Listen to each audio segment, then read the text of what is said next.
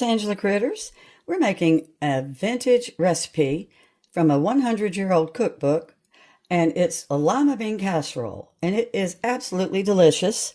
So we've already cooked our lima beans. I've got 4 cups that I cooked in salt water. I'm just going to go ahead and use my dirty pan from the lima beans because it's not really dirty. And we're going to be melting 4 tablespoons of butter. And then we're going to be adding in our 3 tablespoons of flour to make a roux. We have 2.5 cups of milk that we're gradually going to add to the melted flour and butter. We're going to be putting in Swiss cheese that I grated up to make the cheese sauce. Then we're going to put the lima beans and some grated onion, 3 tablespoons, into our casserole dish. And we have our oven preheated for 325. I put French fried onions on top. My original recipe from the cookbook used slivered almonds. My family's not really into almonds, so we do it differently. The butter's just about melted. Here comes my flour, the 2 tablespoons, and I did heaping tablespoons because it's a little bit more butter than it is flour. Usually they're equal amounts, but this recipe, it's not. So we're going to let this thicken.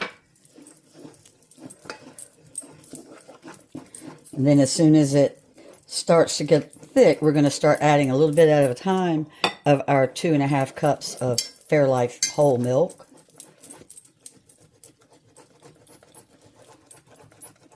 So you use a 2-quart dish, and that's what this Corningware is, 2 quarts.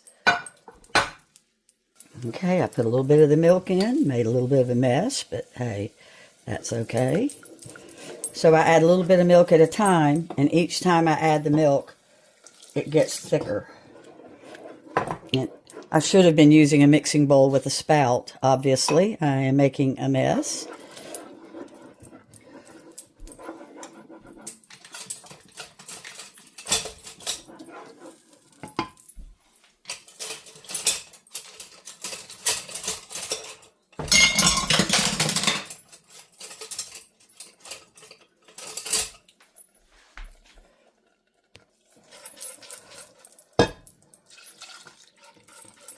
I grabbed a whisk because my flour was getting a little bit lumpy.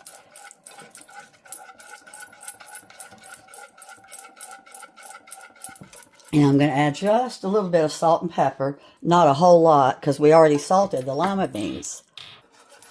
All right, let's throw in a little bit of salt and pepper. There we go. A little bit of pepper.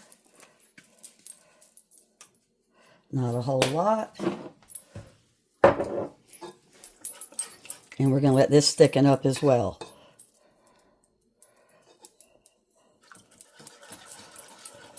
I'm on medium. Let me turn it up. I'm on medium.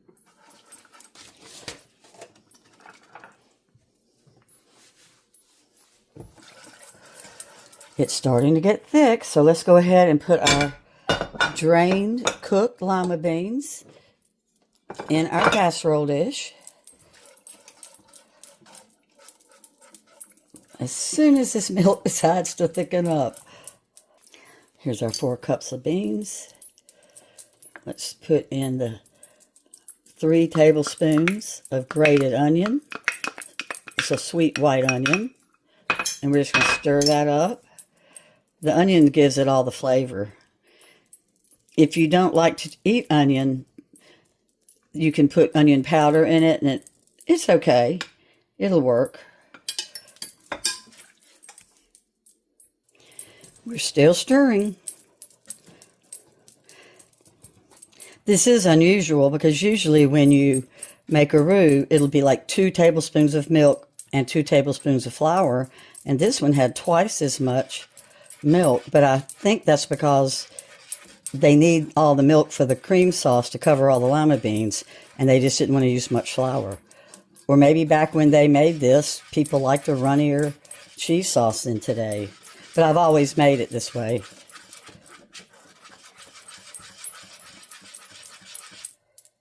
It's just starting to get thick, and we can put our Swiss cheese in. And we're just going to stir it till it's melted.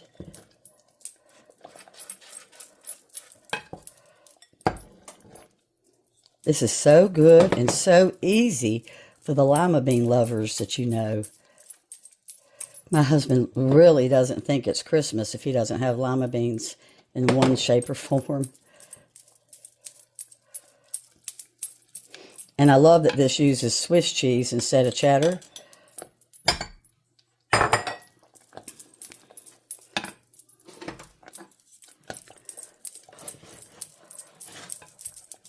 Just get it stirred up. All right, let's stir in our white cheese sauce.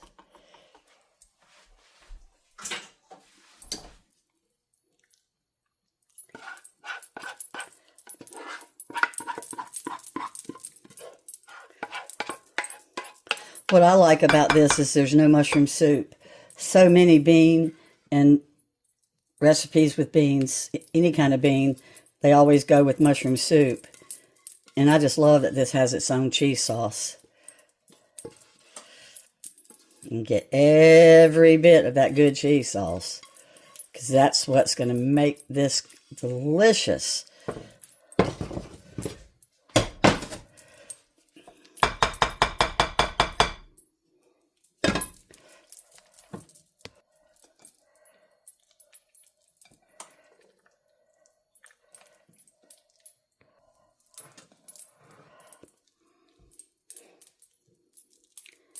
And this cooks about 20 minutes, 20 to 30 at the most. Of course, that depends on everybody's oven being a little bit different. So far we've got the 4 cups of salted drained lima beans. We made our homemade cheese sauce with butter, flour, and some Swiss cheese. And now let's throw on our topping, which, like I said, the original recipe was slivered almonds, but back when this recipe came out, they didn't have these fried onions yet. I'm using my Food Lion brand. They were like half the price of Durkee's. Doesn't really matter for a topping. And you don't put any butter on top, just the Durkee's. And my recipe calls for half a cup, but we like a little bit more. I like to get a little crunch in every bite. I'm probably using 3/4 of a cup. So it's going in at 325. It's out of the oven. I'm going to take a little bite from the corner. It needs a few more minutes. I'm going to be cooking it later for about 8 more minutes. That